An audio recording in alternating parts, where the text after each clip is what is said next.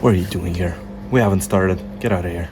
Welcome everyone to the official unofficial IB podcast where I, the host Arsenti, and my co-host Yassine, who represents the perspective of an A-level student who didn't go through IB, we interview post-IB kids who are currently in university or somewhere else in life. We ask them questions in order to see their perspective of how IB changed their life or affected their performance, academic performance in any way, shape, or form. Today's guest is Lorenzo. Lorenzo, please introduce yourself. I'm Lorenzo. I'm a 2025 IB student, and so I'm here to answer some questions on behalf of Arsenti. Yep. And also Yassine, if he manages to... If I can make some up. Yeah, if you can make some you up. You have the script, bro. I have the script. It's all scripted. We have everything My scripted. responses too. Yeah, the response is unoriginal. This is very biased towards... No. Only €5. Only 5 years. I know, it should and be higher, right? right? His family. It was so cheap. This is all a joke, by the way. This is going into the bloopers. You went through IB in 2024 to 2025, right? Well, it started 2023 because 2023. Yeah, because 2 years and it was... Of course. Just starting off with a basic question. Why did you choose IB? And more on that, you are not from Cyprus itself. You came from another country, right? Yes, I am a little bit Cypriot from my grandfather, but I came from initially the US. I came here the year before. One second, there's a mosquito. Okay, say that again. Bring the incense now. Yeah, you should bring the incense. Part. The incense? Yeah, for mosquitoes, because we're literally dying. 20 minutes later. I forgot my sponsorship. Oh my gosh. Yeah, I'm being sponsored by Pascal because my school didn't care enough about this stuff. Yeah, mosquitoes are crazy. I killed 20 yesterday. So, first question, let's start off with something basic and just, general completely. First of all, why did you choose IB? And you are not from Cyprus, are you? Yeah, so my grandfather was Cypriot, but I grew up in the US. Yeah, so you lived in Cyprus before that, right? Correct? Yeah, only for a year before IB, I was living in Cyprus. I moved here 3 years ago. So why did you choose to go to Cyprus and study IB here instead of America? So coming to Cyprus wasn't my choice, but it was my parents moved here, and because we have some family here, it was a good choice for the family. But anyway, the reason why my parents chose Pascal was because it had the program, and this was seen as probably the most prestigious program that Cyprus has to offer, and just all the good things that we've been hearing about it. Really, the school really pushed this, and a lot of times they had assemblies, even parents would come and then they would talk about the IB, and so it was sold as a very, very good way to getting into uni. Even if you didn't have the best grades in IB, uni still preferred it over a lot of other things like A levels, like the IGCSEs. Okay, so basically you didn't even know about IB before you moved to Cyprus. So I didn't, yeah. Is it an American program? They do have it in the US, but it's worldwide. I think it came from Switzerland. I think it's more credible in the US. Did you do it here because of where you're from? Like, is there like any correlation? No, I didn't even know about the program. Going back at all? I don't think I planned very much on going back. Okay. That's actually interesting. I thought that you probably would know anything about the IB. Yeah, because I swear it's like super credible in the US and everyone. That's what I thought originally. In the US, never heard about it. I went to a public school. Private schools in the US are for rich people. And they're very expensive. And because the public schools where I was were good, so my parents didn't feel like I had to go to private.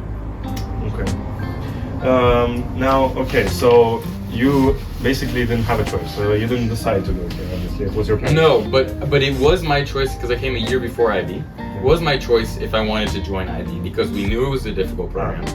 But I decided that it was worth it, that it was worth probably a lot of nights I could have gone out with friends. It was worth doing the extra studying so that I could get into a better university with my choice. Okay. What do you think are then the advantages that you actually had in IB over A-level? Yeah, like why choose IB over A-level for university? Exactly. So, for me, the most that I know is that I was looking at a bunch of examples and that it's a lot harder to get into universities with A-levels. Both IB is difficult, so is A-levels, but IB students, if you got the diploma, you were much more likely to get into university rather than an A-level student that probably needed, 5 A's to be able to actually get in. So I had a friend that had gone to university the year before, and she actually went to Pascal, and she's studying now at the university, not technological, but she's in the University of Vienna. And she has friends that also got in, but they were doing A-levels, and it took a lot more than the IB. Of course, both are difficult, but she was able to get in even without perfect grades. Yeah, but maybe in a country that doesn't have IB, you're limited to countries where they only know the IB program. I feel like it's not credible in a country that doesn't have IB. Yeah, but most European countries are actually know about IB. Well, what if I want to go to university in Zimbabwe?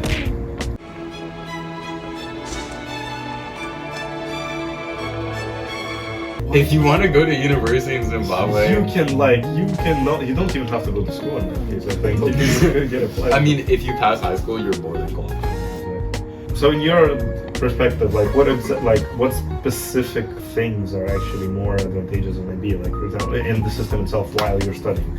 So first of all, the result is obviously better. There is the advantages for uni and then also just for working. And so one thing that me and my parents valued in the US was project-based schools over more the traditional exam taking. And of course, exams are a massive part of IB, but you also have an IA for every single subject, and in addition to your extended essay. And I think that this is such an important factor when you're learning to eventually be part of a company or have your own job. And you have to learn how to work project-based, because at the end of the day, if you have your own startup or if you're working for a company, you're gonna have a project that you have to complete. And IB kind of teaches you how that's gonna work and if you're up for the task. And I think through the IAs, through the extended essay, through high-level essays, that it was better for me than just taking loads of exams. And I know I'm not a fan of exams, so I think I did a lot better in those internal assessments. Yeah, in itself, like the extended essay is basically like a university, it's not a job project. Like you actually do some actual extreme work. It's like a mini dissertation. Yeah, exactly. Basically, that's how it is. So it's like good real world practice. It's absolutely, it's absolutely. Just talk louder so they can hear. Oh yeah, it picks up everything. Oh, it does? Okay. It picks up the slide. iPhone, you did a good job.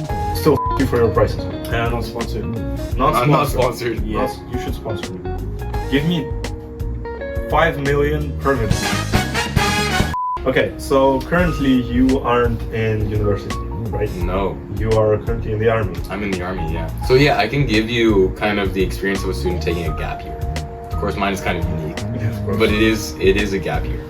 I think in IB, there are certain things that you definitely miss out on, and I think a gap year is kind of a good way to kind of catch up on that, because in a lot of other less demanding programs, you still have opportunities to socialize, go out with your friends.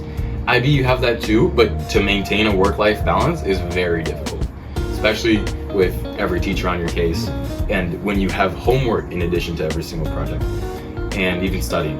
And so I think it's good for me and other students to have a gap year between IB and university to kind of focus on growing in that other half. So you have your academics, but at the same time, you have your social life, the situations that you're going to be put in, and it helps you grow as a person. Maybe you can go live alone for a bit and learn how that is before you just go straight into university, where you have to do all those things by yourself in addition to a demanding course. So I think in this gap year, I'm going to be able to grow as a person, as a whole, kind of more holistically than IB could have just given me. And I'm gonna get to, go out with friends, learn what kind of person I am, and then hopefully when I do get into university next year, I'll have an easier time, be more of find myself kind of in this year. I feel like the military also helps you grow more For as a sure, person, yeah. Emotionally, compared to if you took a gap year without military, you kind of did nothing. Work experience. You learn more, academically, but through the military, I think you grow more as a person. Yeah, but I'm not advocating for the military. This video is about IB. So I'm not gonna go too in depth about how the army. Yeah, but IB in itself kind of, even despite this cast thing where you have to do things outside of school, IB in itself it throws your personal time literally out the window. It doesn't care how many like family members you have, how many friends you have, it still will just say, nah, you have to do this work and you have to do it by tomorrow morning. Yeah, that's one thing I want to put in. And this is genuinely, I'm completely annoyed by that. I'd like to hear your opinion. Yeah, so both years I was in IB, I was doing swimming and taking it pretty seriously. I was on a swim team. And that was such a difficult commitment. Normally you can do sports, so I went about, I think every day for an hour a day. So it wasn't massive training sessions, but it was every day. And then I'd sometimes have like a meet on the weekends.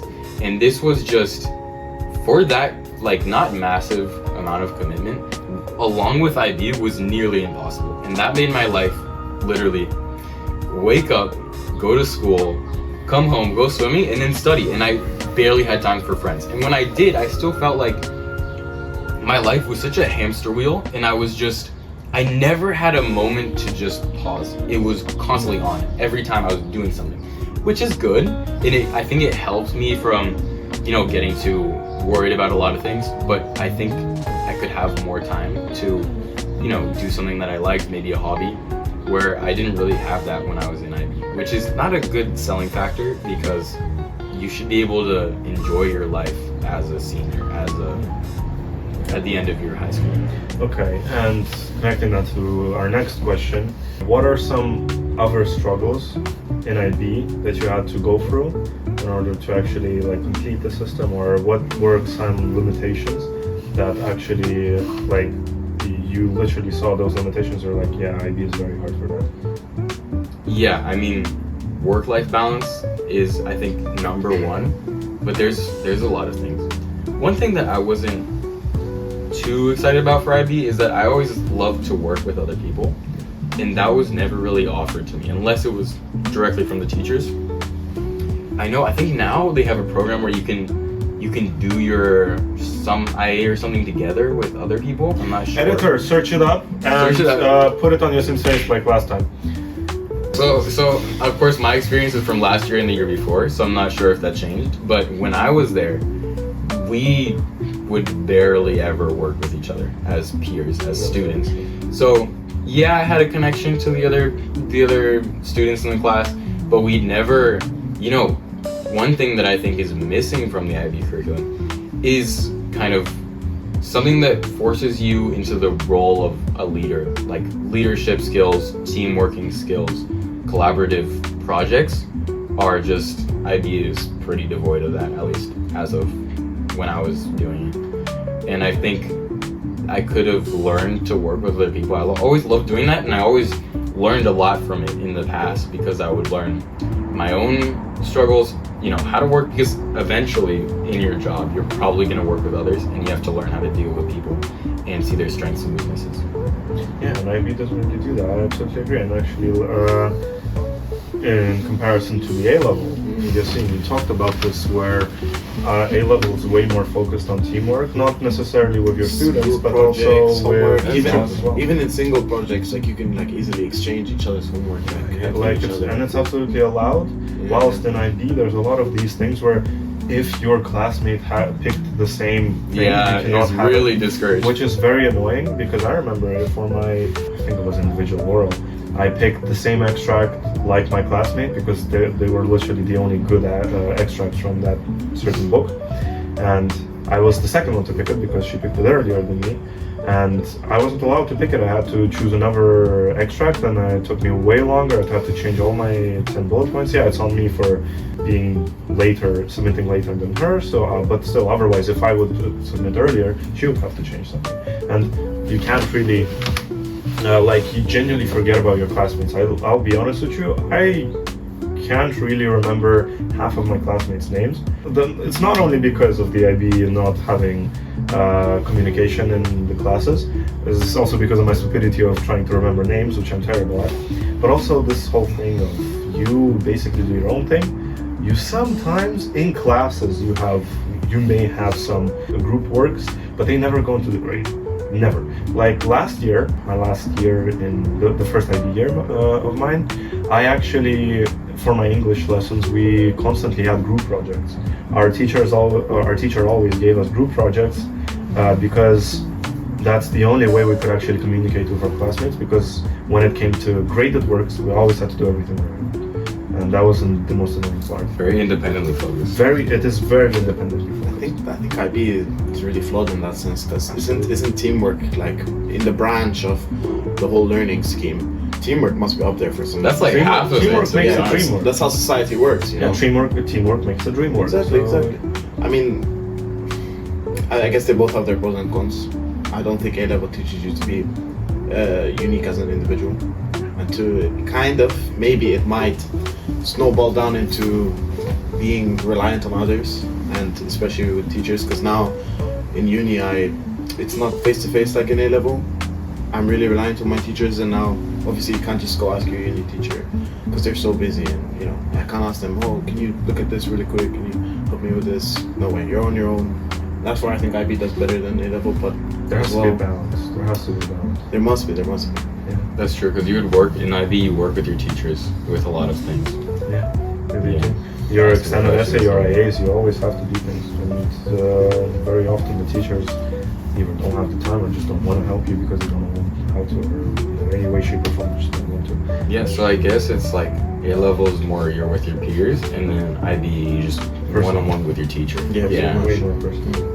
If any questions are uncomfortable, you can just say I don't want to talk about stuff. Editor, get to work. Yeah, Arsenti. What I do? Yeah, our sense. What I do?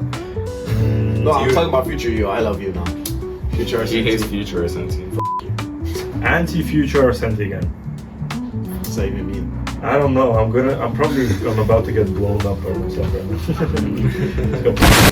He just comes back in time. That's true, He comes though. through like a What you say about me? I bitch? figured, no, Sorry. I just edit myself out and just crop both to you. Learn how to make a time machine in 20 minutes.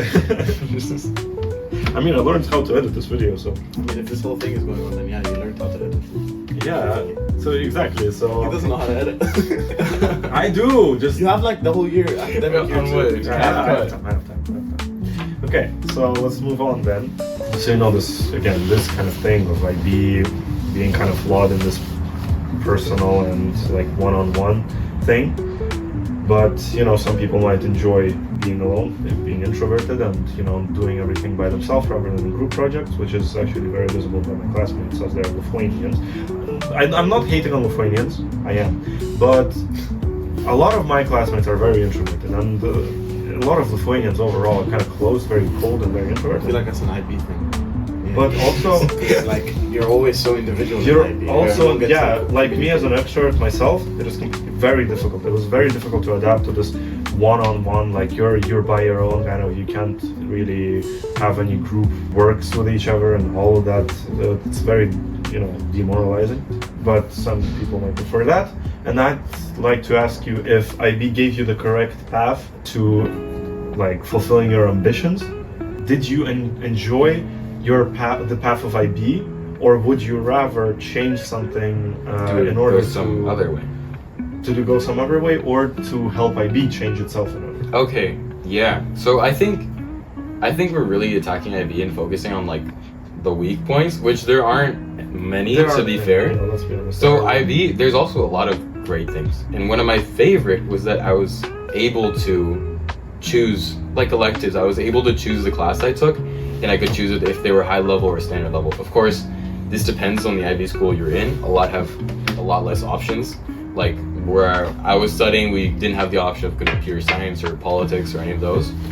But we had, for me, the important ones were the science ones. So I took physics and chemistry, and I was able to choose the level at which I took those based on how much I knew in the past, how comfortable I was, and what I want to do in the future. So I was going for engineering/applied physics, so I was able to choose the perfect courses to kind of get into a school that wanted that. So I chose high-level physics, high-level math, which were important. Also high-level English because I love to read and I'm a native speaker. Nerd. And then and then I also took and it is very versatile. Even though it makes you choose, you are able to kind of get a swath. So like at the same time as I'm doing all of these, you know, science based like different ones. I'm able to also choose kind of humanities, and I'm able to. So I took English Lit. I actually took History standard level because I was just interested in that. And I think in that way, you're able to still explore, even though you're able to focus. I think it's a good mix of focusing in on what you want to do, but then at the same time, kind of being able to test the waters elsewhere. Because of course, as a what year 5 student, you shouldn't be forced into one lane. And I don't know, how is A levels for that? Yeah, I was gonna say A level. I'm shocked you said that because the variety in A level. Of course you can choose, but there's obviously the mandatory subjects that you're forced to go through. You can't choose the level, like high level, low level of the subject you want, which I think is super cool that you can do that in IB. And I think it's really important because maybe I'm bad at the subject. I will take yeah, 100%. Maybe someone in my class is better than me. Maybe they can do high level, I can do low level. That's amazing. But also, even when you get to choose like IGCSE subjects or A level subjects, the variety isn't that much. As broad as IB, and even if I want to take, for example, 2 classes, I want to take chemistry and biology at the same time. I don't know if it's only at Pascal, but I think it's most A-level schools. I can't take chemistry if I take this. I can't take art if I take this. Damn, it's really restrictive. I don't understand why. There must be a reason, but overall, this thing also, IB has this problem, but not necessarily IB. That depends more on the school, because for example, because I went to 2 schools. I went to Pascal, which I'm sponsored at. They're not giving me money. I'm not sponsored. I'm joking about this. Free sponsorship. Free sponsorship. But in Pascal, I actually picked Maths HL, Physics HL, English HL, then Arts, History, and German SL. We had almost the same classes. Yeah, absolutely. We were almost the same classes, so yeah, I know a lot about, except for art. Yeah, I had chemistry. But when I moved to Lithuania to study at Erudito, they actually had physics and art in the same group. So I had to either pick physics or art, and instead of art, that sucks absolutely. And but however, biology wasn't in that group. So you could have picked biology and physics if you want to be a bioengineer or something like that. But like architect, I feel like that's physics art. Physics art. You can't do physics and art, which is absolutely crazy. So it depends on the school. It absolutely depends on the school. So yeah, this is a bigger flaw on the school. So you have to really choose. It's not really about even IB at this point. It's just about choosing what school gives you what. And of course, if you have only one choice of going with one IB school, then it's better to take that than something else in some cases. But if there's multiple choices and one of them you prefer more, then of course it's better to go with something that it gives you more options. Because after all, German wasn't even a thing in my other school in Erudito. For me, I couldn't pick German, so I had to pick Russian A, so Russian as a first language, and English as a second language. Even though my English, sorry mom, my English is better than my Russian. Because I never went to a Russian school. Most of the schools I went to were English or German. So having Russian A is an extreme pain to me. So this is kind of a bigger flaw of the schools itself rather than the system. And that I actually enjoy about IB, and I don't blame IB for that at all, because that's the school's choice of. But you got to be considerate about this when you have choose to a absolutely school. be considerate. So the flexibility. In general, in my opinion, and I'm pretty sure you agree on me, this whole thing of choosing subjects and picking if they're HL or SL is a huge advantage to our schools. In my Absolutely. Yeah. I just thought of something now. I feel like IB schools are more consistent. Maybe because IB is new. But let's say I go to an IB school in Brazil, and then I go to an IB school in Lithuania. I feel like they'd be really similar. A-level schools, I feel, because they're so old, it's such an old schooling system, which obviously is a debate in itself, because the schooling system is really old. Like, it must be flawed. I think that's why IB is. Yeah, that's actually interesting thing. IB is not actually that new. It was made after the Second World War to kind of re-educate the population. However, like you said, it's a very new system because it gets updated almost every 4 years. That's so good. And so my syllabus, 2025 syllabus, was new. And that came with its own challenges, not being able to completely use a lot of past papers. But it's also such an advantage in the fact that they're constantly one thing I loved is their policy on AI that they threw out there immediately. Like old school systems, it'd be on the teachers to try to figure things out and how to deal with it. Yeah, no, IB, treated it like a calculator. and they said, yeah, you're allowed to use it, just make sure you reference and that you are also using your own ideas, and they'll be able to see if you're using your own ideas. There's an extent to which AI was used, rather than in other schools you should say no to AI. That's it. Like, there are times where you can just literally you can rely on the AI, and as long as you reference as you. And the issue with saying no to AI is that it's a law that can't be enforced. So if you've done any sort of criminology, you know a law that can't be enforced is the worst kind of law. And so students are going to use AI whether the teachers like it or not. And so you have to find a way to deal with this. And I think IB really quickly jumped out and thought of a solution. And it's just immediately updated into the syllabus. And so now it's there for all the teachers to see. And every 4-ish years, they're updating, making things better, changing the textbooks, just to make it more modern in every subject. Yeah, and let's talk about your future right now, because you're what specific area do you want to study?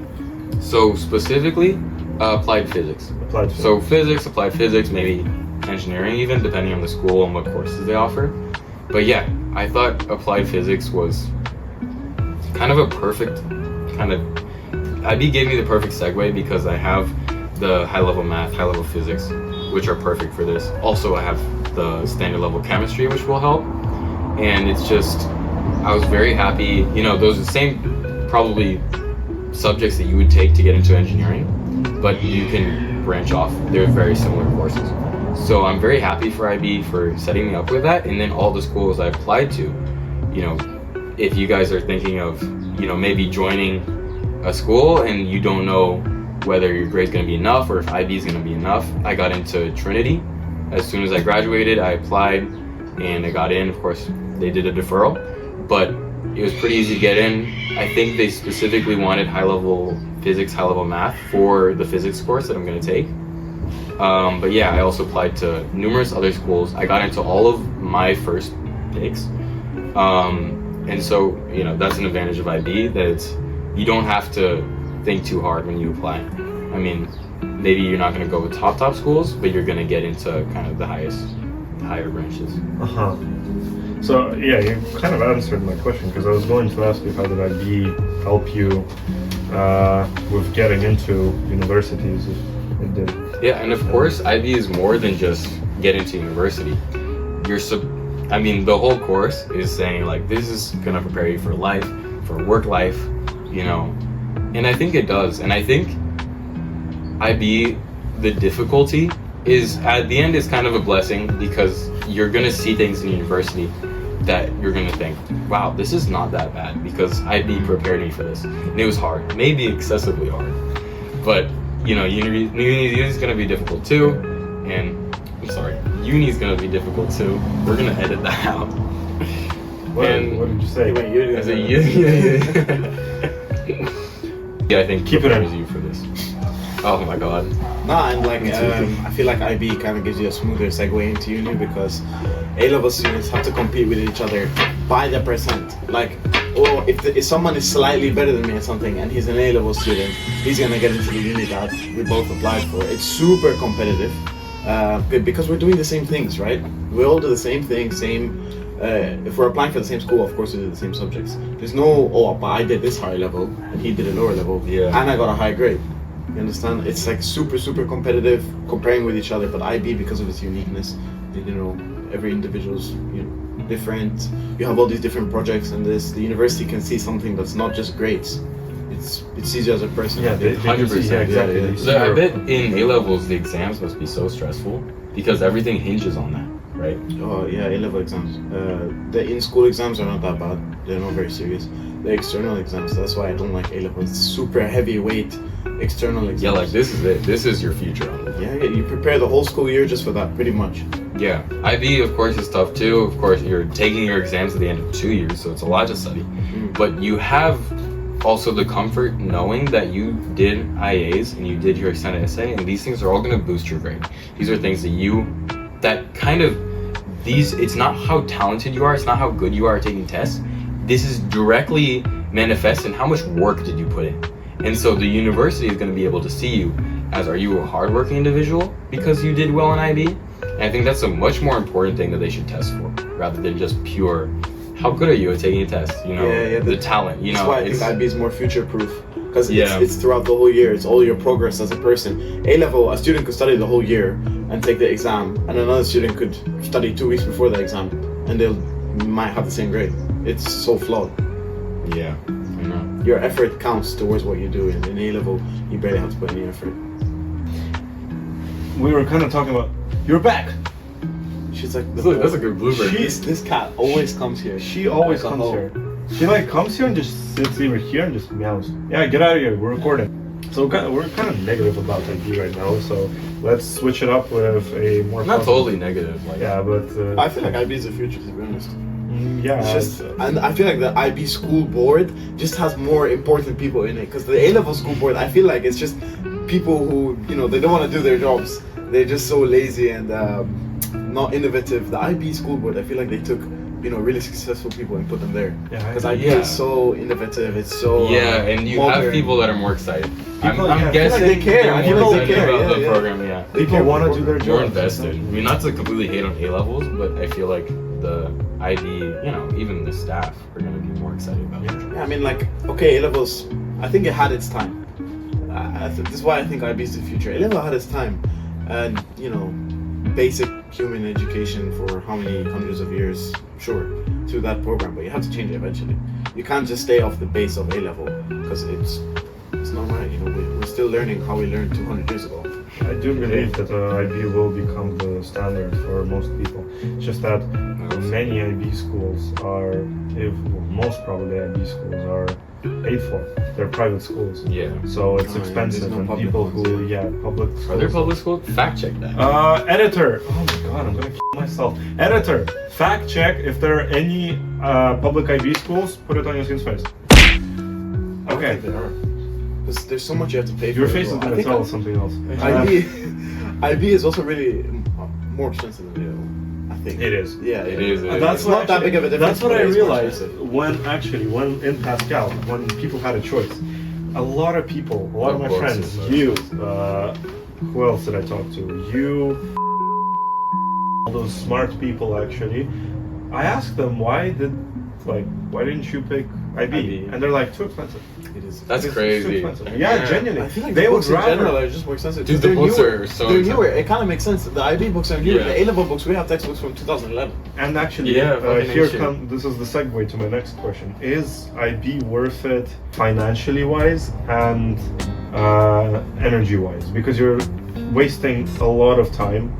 Well, not wasting, but in some cases even wasting. Using up a lot of time, a lot of your energy. You are losing time with your family and friends. Your social life is getting smaller, and for the 2 years you're just kind of struggling a lot, and that's very stressful. Do you actually think that it gets a big payoff in the end? That's one thing. That's a big thing. It really depends on the student and the parents', financial status. So this is not.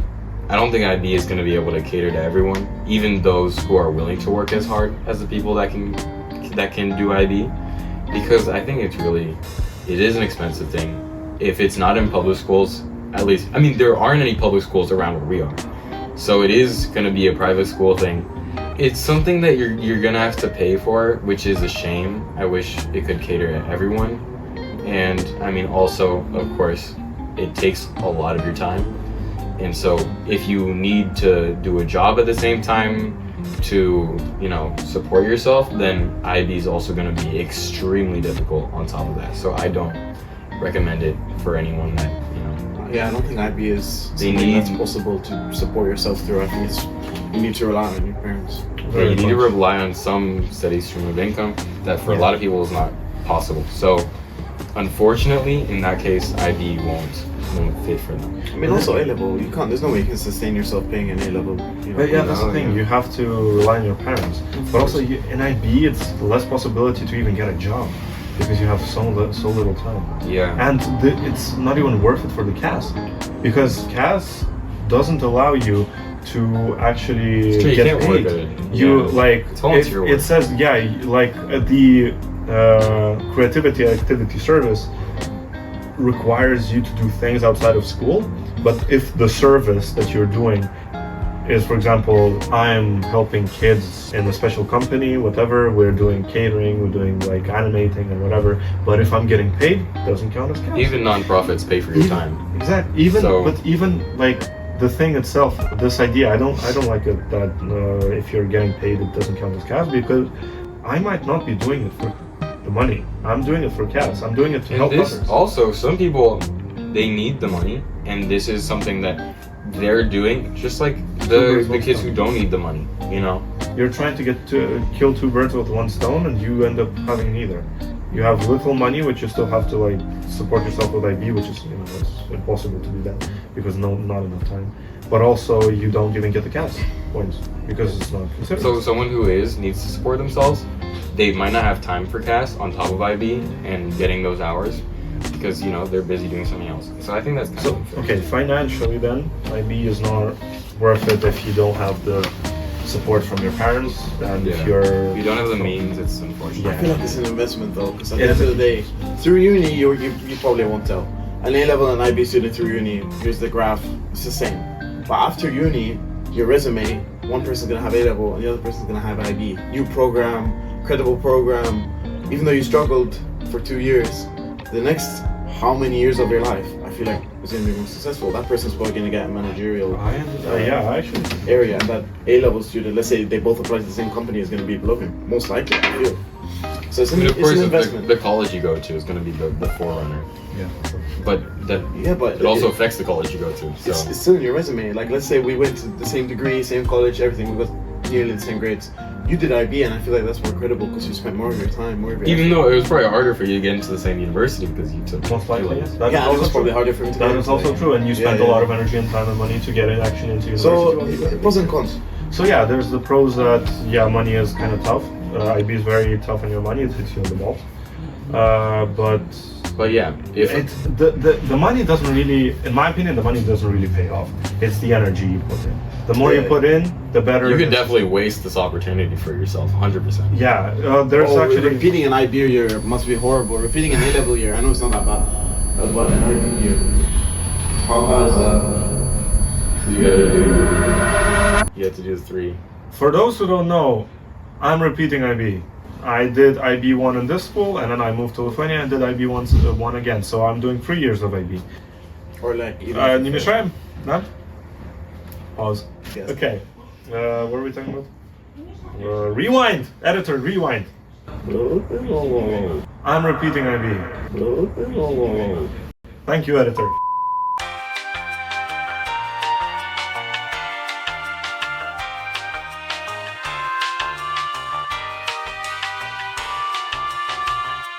So yeah, the pros being the cons being the financial things, and the pros being that the energy, like the energy you put in, completely pays off. I feel like that's how school's supposed to work. The energy you put in is supposed to, reflect your future. And as a person, which for a lot of people, you show up to an exam, just not feeling it, and suddenly, everything that you even paid for just does not pay off. So. And as a person who repeated IB, when you are actually repeating it, when you're going again, you do have some benefits, but the problem is, again, we talked about this, schools have different approaches to the subjects. Some schools have subjects in different groups, and because of that I had to switch subjects, and I actually messed with my brain, and I had to adapt to other subjects and go on and so forth. It is very difficult mentally, and especially if you're moving countries, new language, new everything, and the system in itself. You are used to the system, but you're not used to how the system is given to you by the school, because the approach, it differs in terms of what school you're going to. And when you are actually repeating it, it is more, I would say it's more of a downside than an upside, because you'll have to go through this again, and also it's a bit different, so you have to do the things new. And the things you did in the previous year, you can't say that I did it last year. No, like your individual oral, it doesn't go into that, because I switched languages. I couldn't say like, oh, my individual oral for English, I've done it, so I can just not do it this year. So this is an important thing to consider, is that IB is not flexible in that regard. You're kind of stuck to the school you go to. So if you have plans to move in the next year, don't take IB because you're gonna have to either start over or just completely, do something else. But it's the same for A-levels. It's also 2 If I'm years. in my second year of A-level, I have to go, or my first year of A-level, I think I have to go back down to IGCSE. Really? Damn. That was insane. I didn't actually think that. Well, okay, and when you're putting the more energy you're putting into, I would say that there's a plateau when it comes to energy you put in. There's basically, it goes kind of like this, where the more energy you put into the IB, the bigger the payout will be. But there's a certain point where it just doesn't matter how much more energy, you'll get still the same outcome. Because, for example, last year we had a girl who finished IB with a 43 out of a 45. That's crazy. And that means she basically got a 7 everywhere and got all the max points. But if you think about it, is it actually worth it? I don't think it is. Dude, you yeah, waste so much time. 43 is 43 out of, it's a lot of points. And considering that 100%, like, some of the subjects aren't even necessary. For example, for me, I want to do mechanical engineering. I don't need history. I don't really need Russian, especially with the war right now. Russian is really like not a thing you need. Maybe in some time when after the war finishes and the heat goes down, sure. If it even stops in the next year. I don't want to get political, but this is kind of a problem. Computer science is questionable. Computer science you may need, but these days you can learn computer science online for free. And with AI, you have no idea if you want to become a CS Absolutely. major. So and things it's aren't not really valuable. So why would I need to get a 7? A 4 or a 5 is enough for me. And even for like physics and maths, a 5 and a 6 is clearly enough. I don't really need a 7. I just need a pass, because the university, after all, it won't see, you got a 5 and not a 7. That's a good thing about IB. It's not your direct performance. Yeah. It's holistic in the sense that the university is going to look at, did you get the diploma? Because that ensures that you passed CAS, you passed TOK, you did your extended essay well, and all of these things came together. You didn't really fail so badly on anything, on any certain subject, which also shows the university that you're well-rounded. You're not just focusing on 2 things, And so if I was going to give my final verdict, at the end of this podcast and say, how is IB worth it and for who? I would say, a lot of my friends are very pessimistic about IB, and they tell every kid who's thinking about joining, don't join because you're gonna hate it in a year. But I think I'm gonna say what the teachers say. I'm gonna say, of course, at first you should probably have the financial situation that enables it, which sucks that that's a factor, but it is. And then also, you're gonna get back as much as you put in. So this is all about the hard work. IB is hard. It is very hard. Don't let anyone tell you differently. But if you're willing to dedicate yourself over those 2 years, then I think the payback is worth it. And I think it's gonna get you where you wanna go. And I think it was overall a good experience. If not, you lack some friends, but lack some social life. But at the end of the day, you can always do that in uni. So, 2 years you're gonna be a little bit very focused on academics, but I think overall, I really value this experience. I think it's overall very positive. And, if you're thinking about it and you have the criteria that I listed, go for it. Absolutely. And if you know that you're going to dedicate yourself, you're 100% in, do IB. The last question for today, before we inevitably put you in our basement. What's the biggest advice, one big advice that you'd give? Okay, that's a good one, yeah. Okay. I don't regret taking IB. I think it was a good experience overall, especially for me. If I was gonna give a new student a piece of advice, I would say my number one advice is Kill yourself. is stay organized. And I think this is just such a massive factor that separates. I have a lot of friends that are really good at a lot of subjects, that are like math geniuses and just surpass me in every way other than their organization skills. And this is just so integral for a system where you're doing all of these different projects. You have to keep yourself, you have to have every list possible. You have your to-do list, you have when assignments are due. This isn't just school and homework. This is, you're managing a company, kind of. And so I use different programs, over the time. I just used a planner for my first year.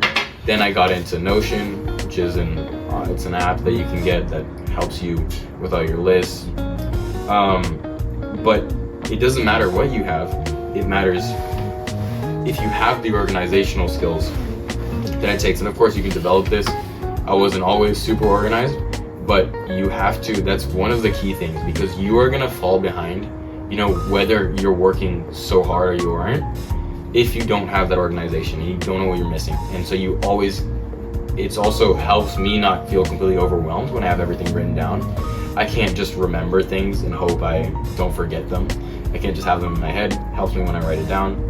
And so if I'm able to have a system where I can see everything, I can see all my projects, I can see all my tasks, I can see all my homework, then that's when I was able to really excel and do the best that I could in IB, when I had everything laid out in front of me. So that's the number one piece of advice that I would give, a new IB It's student. like an individual skill that IB teaches you as well. Yeah, also, yeah.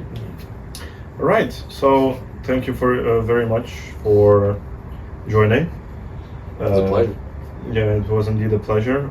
You will see the bloopers in the last video, and YouTube, don't cancel us. We didn't curse. We're back. We've got our opinions straight, and thank you, Lorenzo, for your opinion. And next in line, I don't remember who's next in line, but if you have any questions, make sure to leave comments.